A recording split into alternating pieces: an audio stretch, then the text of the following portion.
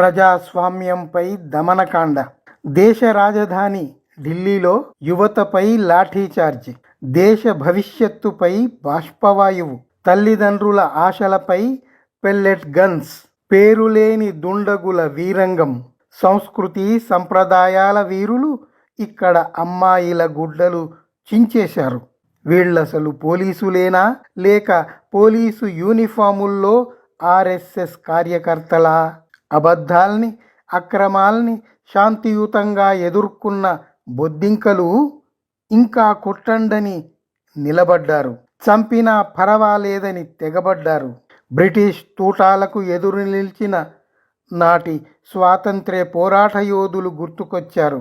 British తూటాలకు ఎదురు నిలిచిన నాటి స్వాతంత్ర్య పోరాట యోధులు గుర్తుకొచ్చారు.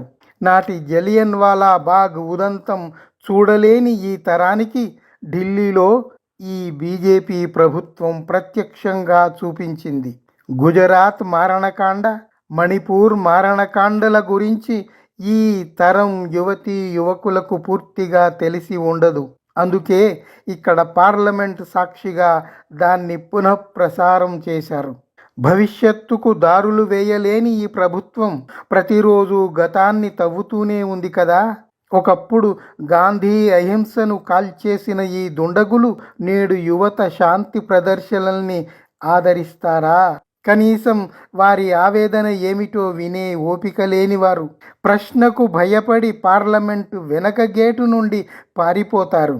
యువతీ యువకులపై మాత్రం లాఠీలు తూటాలు కురిపిస్తారు.